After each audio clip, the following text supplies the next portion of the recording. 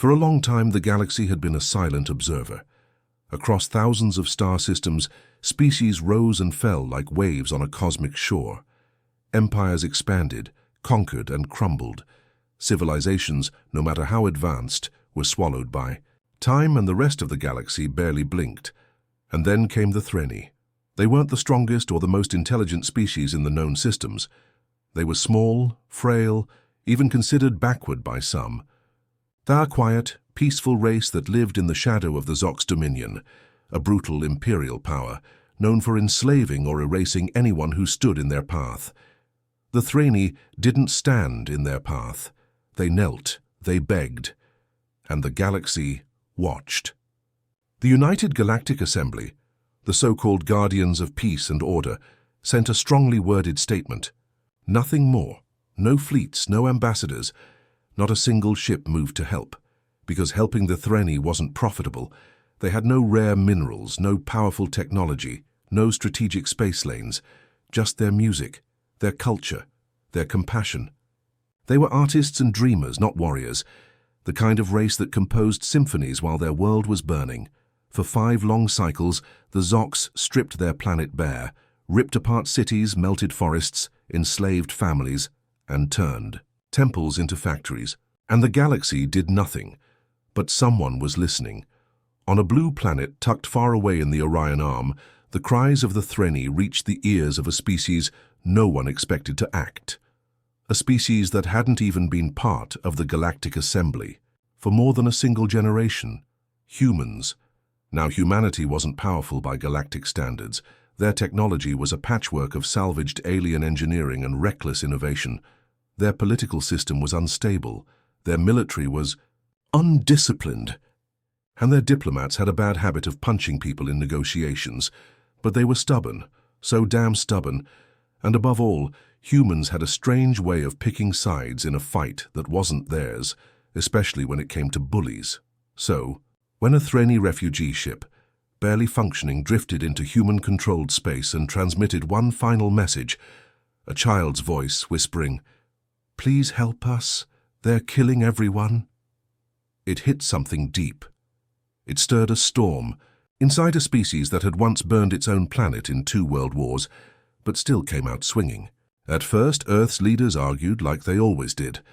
The Council of Nations debated protocols and treaties. Was it worth the cost? Could they even take on the Zox dominion?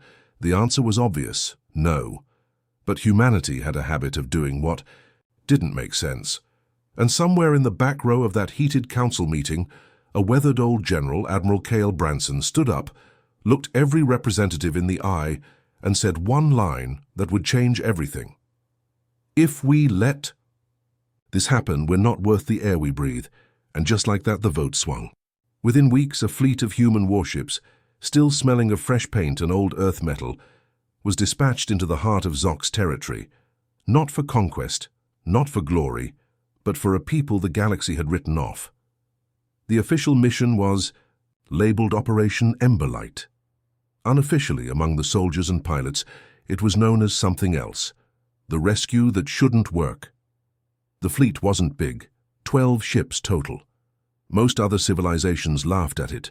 12 ships against an empire, suicidal, arrogant, human.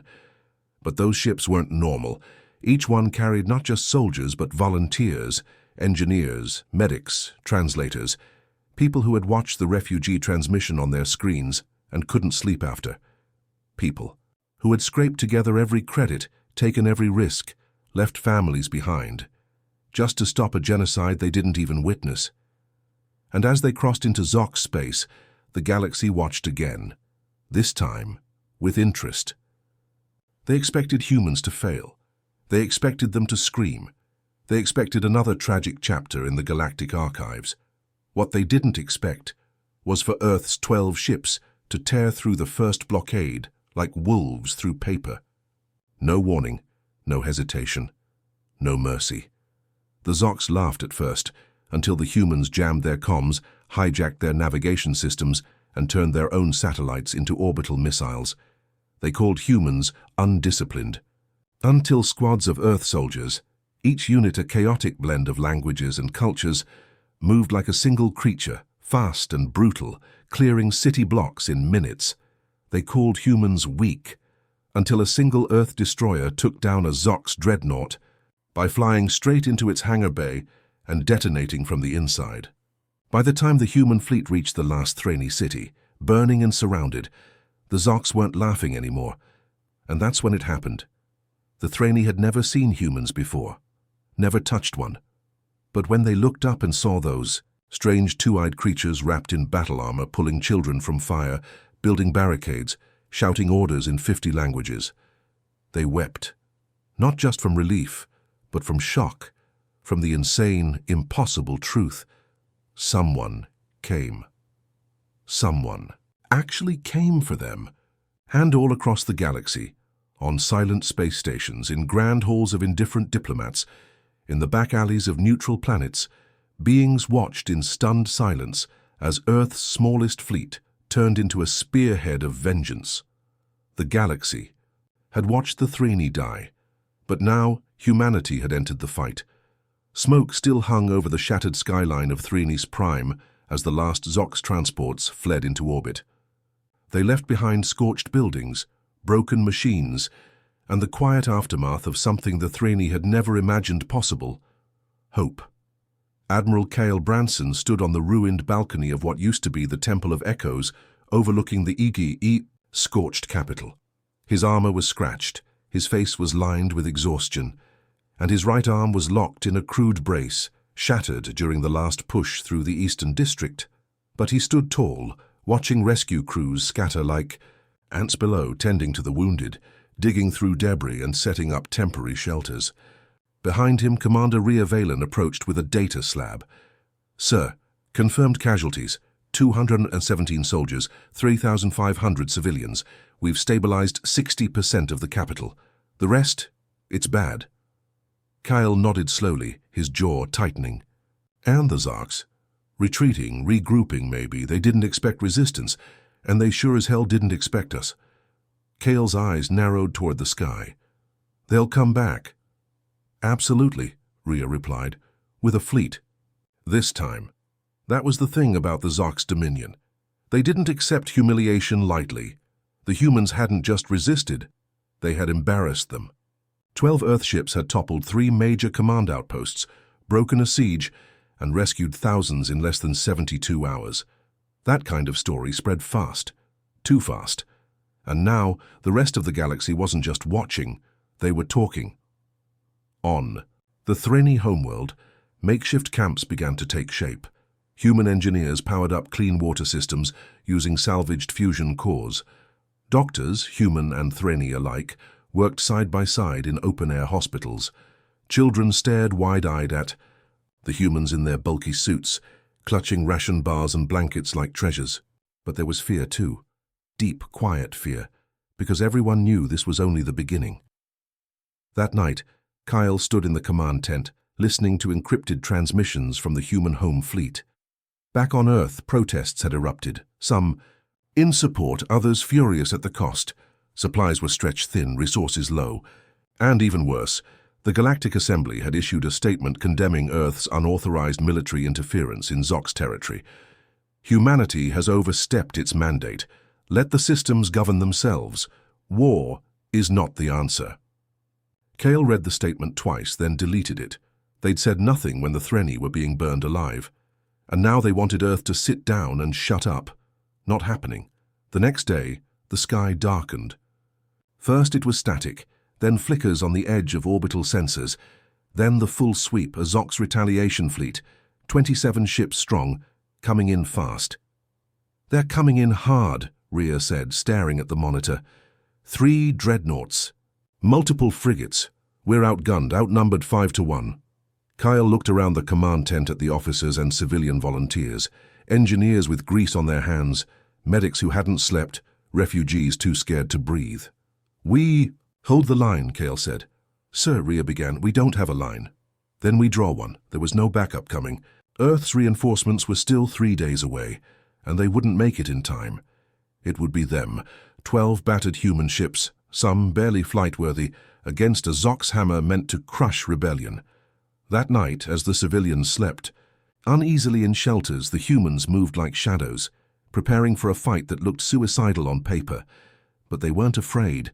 They were furious. The crews painted red stripes on their armor, an old Earth tradition for those on a death mission. Pilots uploaded final messages for families. One soldier strapped a photo of his kid inside his helmet, then kissed it once before sealing it shut.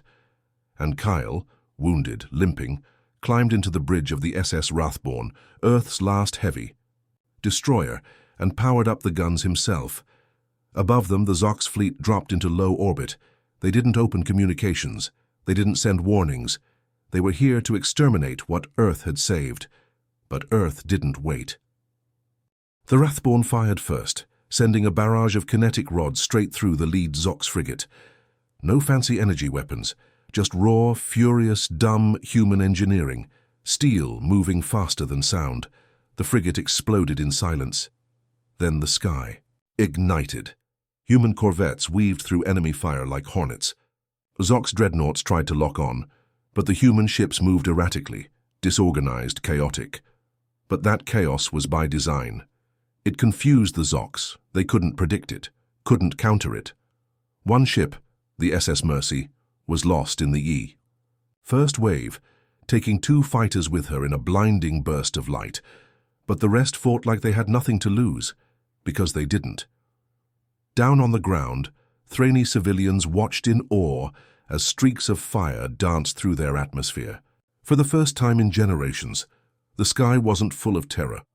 It was full of defiance. Then a signal came through, garbled, barely readable but clear enough. It was Kale, voice shaking, bleeding from a wound somewhere off camera. To any Zox listening, this is Admiral Branson of Earth. You made one mistake. You thought no one would come. You thought no one cared, but we did, and we're not leaving. You picked the wrong species to underestimate. And as the sun rose over the battle-scarred horizon, it became clear to everyone, Zox, Thraney, and the watching galaxy. Humanity wasn't just here to rescue. They were here to fight, and they weren't done yet. The battlefield above Threnis, Prime was a graveyard of burning metal and shattered pride. Half of the Zox fleet had been reduced to drifting wreckage, torn apart by the raw fury of Earth's 12-ship armada. But victory didn't taste sweet. It tasted like blood, sweat, and the hollow echo of sacrifice. 3 human ships were gone. The SS Mercy, the Resolution, and the Karachi Dawn.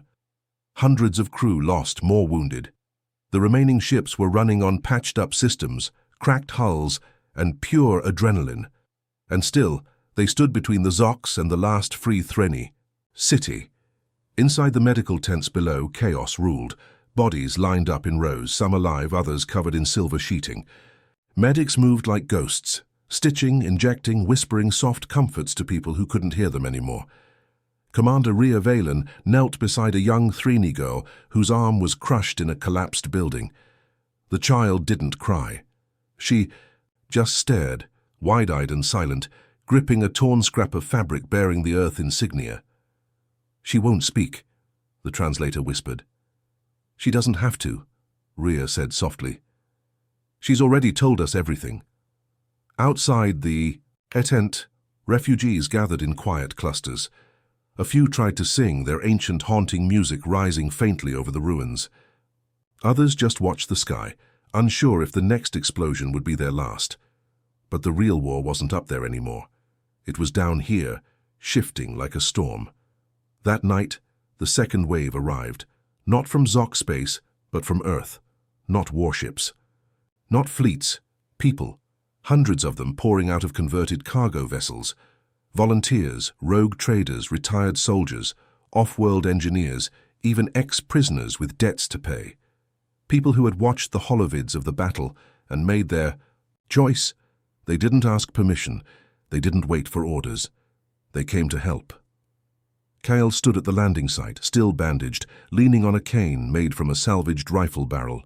Her scrappy man with a broken leg limped toward him, grinning through blood-stained teeth. "You the crazy bastard who picked a fight with the Zox." Kyle gave him a half-smile. "Depends who's asking. Name's Bishop. Used to smuggle tech into forbidden sectors. Got a record long enough to orbit Pluto, but I saw your speech and I figured, hell, if you're going to start a war, might as well be a good one. Kyle nodded. Welcome to the wrong side of history, Bishop. Laughed. Only side I've ever been on. With the new wave came supplies, crude, unregulated, and exactly what Earth's official council refused to send. Old planetary shields repurposed for defensive grids, Terran mining bots reprogrammed for excavation, even some illegal fusion cores that made the engineers whistle like they'd found buried treasure. Soon the city began to breathe again. Not well, not easily, but it breathed, and far across the stars, the rest of the galaxy was holding its breath. Not because of the war, but because of the idea that had been born here, that someone could stand up to a tyrant. That intervention didn't have to be profit-driven, that a species known for chaos, war, and loud music could also be the only one brave or stupid enough to say, no more. It terrified them. On the Zox homeworld, the High Council seethed. How many humans are there? One demanded, claws scraping the stone table. Too many, replied the Warseer, and more coming. They die easily. They fight harder. We should have crushed their Earth first. The chamber fell silent, and then came the order. Launch. Operation Black Sun. Burn the Threnny world. Burn the humans with it. No prisoners, no broadcasts, no warnings. The final wave would be their message. Back on Threnny's Prime, the humans were preparing for it. Kale had read the Zox playbook too many times not to know what came next. They're going to try and wipe the entire city, he told Rhea. Fast. Surgical. No time to fight. So what do we do? She asked. Kale looked out at the broken city, at the patchwork defenses, the volunteers working with tired hands and hopeful eyes, at the Threnny families sleeping beside human soldiers. He drew in a breath. We move them. To where? He tapped the map. A cratered mountain range just outside the blast radius. There. The Echo Caves. Natural shielding. Enough room for 10,000. Maybe more. Kyle. We can't move everyone in time. I know. Said, and that was when she saw it in his eyes. The decision. He wasn't planning to survive. Neither were half the team. They would stay behind. Not to fight, but to stall. To be the line between the fleeing civilians and the storm bearing down on them. Rhea didn't argue. She just nodded, then turned to start the evacuation. By dawn, the skies were quiet again. Too quiet. And somewhere in orbit, cloaked in the blackness between stars, Zox death ships were aligning their cannons. Kyle stood alone on the edge of the ruined balcony where it all began, staring into the wind, a human against the dark, a stubborn, angry, fragile piece of meat and fire, staring down a machine built for extinction, and he whispered under his breath, almost too soft to hear, "Let the galaxy watch this." The final hours before the assault were a blur of motion, fire, and whispers. Human engineers worked like madmen, turning ruins into bunkers, scrap into artillery. The few remaining mechs were patched up with alien tech held together by duct, tape, prayers, and stubborn code. Drones circled the skies, scanning for movement, but they all knew. It wasn't a question of if the Zox were coming. It was when. In the Echo Caves, high above the valley, Rhea Valen watched the last of the Threnny refugees file in, mothers clutching their children, wounded men helped along by teenage volunteers. A few stubborn old Threnny elders refused to leave, until they knew Kale's forces were in position. "Tell him," one said softly, his eyes gleaming in the shadows. "Tell him the song of the stars will carry his name." Rhea just nodded. Her voice was gone, lost in days of shouting and grief. She turned back to her comm, linked into Kale's channel. "You've got maybe 40 minutes before the first volley," she said. "They're almost all inside. We'll seal the caves once you give the signal." Kale's voice came through, hoarse but calm. "We don't need 40, just 20. That's suicide. Not if it buys them a future." And then the comms cut. Purposefully. Finality in the silence. Back in the ruined city, Kyle walked the front line. His leg brace was now fused into his armor, and his helmet flickered every few seconds from a damaged HUD. Around him, what remained of Earth's defense force stood ready. Volunteers who'd never held a weapon until this war. Scientists with rifles. Medics turned into field commanders. Refugees who refused to hide. A few Threnni warriors had chosen to stay, each carrying ancestral blades that had never tasted war until now. Kyle looked at each of them, one by one, and then climbed onto a broken tank. "No speech," he said. "No lies. We're not winning. This. Not here." A murmur passed through the line. "But we're not going to be forgotten. When they study this planet, when they whisper about the day Earth stood up for a dying race, they'll talk about you. Not politicians, not admirals." Hughie raised his hand to the darkening sky. "Make them bleed for every inch." And then the world exploded. The first orbital strike hit the far edge of the city, vaporizing an entire sector in a column of red flame. Buildings crumbled like sand, firestorms raged through the streets, and from the sky, the Zox death ships descended, black, spiked, and silent. But Earth answered. Every hidden cannon roared. Homemade railguns fired superheated rods that tore through Zox armor. Sniper drones, operated by wounded soldiers from deep bunkers, picked off enemy officers with eerie precision. Explosives hidden under roads collapsed an entire battalion of Zox walkers in a single blast. Kale led the center line himself, shoulder to shoulder with Bishop, the smuggler-turned-soldier. "Don't die, stupid," Bishop said as he reloaded. Kale grunted. No promises. Wave after wave crashed into them. And still they held. But every minute cost lives. A mech went down, its pilot crushed inside. A medic's tent was incinerated, the east wall collapsed, and a group of young fighters were overrun. There was no time to grieve. Only reload, reposition, resist. Then came the moment Kale had feared. A death ship broke through the upper stratosphere and descended directly toward the caves. "They're going for the civilians," Ria's voice cracked through the comm. Kale's eyes widened. No, they can't see it." But it was too late. The ship locked onto the mountainside and began powering up its primary cannon. And then, out of nowhere, a burst of light tore across the sky. Not Zox, not Earth, a third faction. The Zox ship trembled, alarms flaring in its hull. Another blast hit, then another. On the horizon, an Earth symbol emerged through the clouds, etched onto the hull of a massive warship that shimmered like steel fire. The ESS Vindication, Earth's flagship, finally arrived. With it came the rest of the backup fleet, 30 ships strong. Not pretty, not elegant, but loaded to the teeth. The skies lit up with cannon fire, missiles, and the blinding hum of ion engines. Down below, Kyle watched in awe as the Zox fleet buckled, their lines broken. Ships turned, fled, scattered. They had the numbers, but Earth had rage. And rage, it turned out, was contagious. Because something else happened the galaxy didn't expect. Others joined.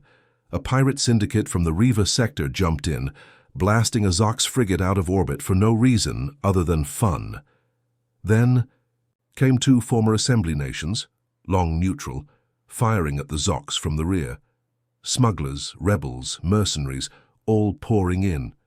Because the story of Earth's stand had spread like wildfire. The galaxy had seen cruelty for centuries, but this was different. This was the first time someone had punched back. In the Echo Caves, Threnni children watched light bloom in the sky, like stars being born. They didn't understand the politics, the battles, but they understood this. The humans came back, and they brought the whole damn galaxy with them. The war didn't end with a victory cry. It ended in silence. The kind of silence that follows something too large to understand, like the aftermath of an earthquake or a storm that tore through everything you knew and left you standing. The final Zox ship fell in the early hours of the 3rd day, not because it surrendered, but because it was out of fuel, out of weapons, and surrounded on all sides. The ESS Vindication offered them a chance to leave peacefully. They responded by firing a last desperate blast toward the Threnni surface. It didn't reach. 4 Earth fighters intercepted the missile mid-atmosphere, sacrificing themselves to destroy it in a cloud of debris and flame. One of those pilots was 19 years old. Her final transmission had no words, just a laugh and a whisper. "Let 'em remember this." Then silence. The battlefield became a drifting graveyard once more. Fire still burned in some parts of the city, but now it was smoke from engines, welding torches and rebuilt homes, not death. Earth's backup fleet set up defensive orbits. Drones patrolled, scanning for survivors. The wounded were flown to orbiting medical ships. The dead were counted, mourned, and remembered. Cale Branson never left the ground. He had survived the final wave, barely. They pulled him from the rubble of a collapsed barricade, broken and bleeding, but breathing. His eyes opened 3 days later, in a tent surrounded by humming machines and exhausted medics. "You should be dead," Rhea told him. He blinked slowly, lips dry. "Zox, gone?" She smiled softly. "Gone? Civilians? Safe. All of them." He exhaled, shaky and slow. Then he grinned. "Told you, just 20 minutes. She laughed and wiped her eyes before he could see the tears. They held a memorial 2 weeks later. Not for soldiers, not for leaders. For everyone. A single event. No divisions, no uniforms, just names, projected into the sky from holograms that shimmered across the valley like stars. Threnny names, human names. Even some of the defectors who had joined from other species when Earth made its stand. In a place once filled with screams, there was now music. The Threnny sang their ancestral hymn, the Song of Returning, a haunting melody played only at the birth of peace. It hadn't been heard in over a century. Now, as it echoed, through the mountain ranges, every surviving Threnny sang it together, voices trembling but united. And beside them stood humans, bloodied, broken, stubborn, and singing with them in terrible harmony. The rest of the galaxy couldn't look away anymore. Broadcasts of the battle were played on repeat in every major system. Entire sectors fell, into revolt against Zox rule. The United Galactic Assembly, after weeks of silence, held an emergency summit and collapsed under the weight of its own cowardice. Their influence was broken, their legacy shamed. New alliances formed, not through treaties but through trust. The humans were at the center of it, not as conquerors or rulers, but as something the galaxy had never truly seen before. Protectors. For the first time in history, a species had stood up for the weak without demanding power in return, without asking for territory, without exploiting the aftermath. They had come, they had bled, and they had left the world better than they found it. Back on Earth, the streets overflowed with emotion. For every soldier lost, a statue was raised. For every volunteer who vanished, a star was named. Cale Branson, promoted posthumously to High Admiral after slipping into a coma weeks later, was remembered in every school, every archive, every heart. His final words, recorded in a message intended for Earth's children, became a rallying cry across generations. We're not the strongest, we're not the smartest, but when someone cries for help, we hear it, we answer. That's what makes us human. Don't ever stop answering. Rhea Valen went on to form the Interstellar Refugee Defense Accord, 30 systems strong, committed to preventing another Thrennis from ever happening again. The Threnny? They rebuilt. Not just cities. Themselves. In time, they became teachers. Diplomats, artists once more. Their music reached Earth where it became part of Terran culture. Their children learned both languages, and they told stories of the people who came from a blue planet far away, not to rule, but to fight for strangers they had never met. The galaxy had watched them die, but when no one else moved, humanity chose to intervene, and the universe, once deaf to suffering, finally began to listen.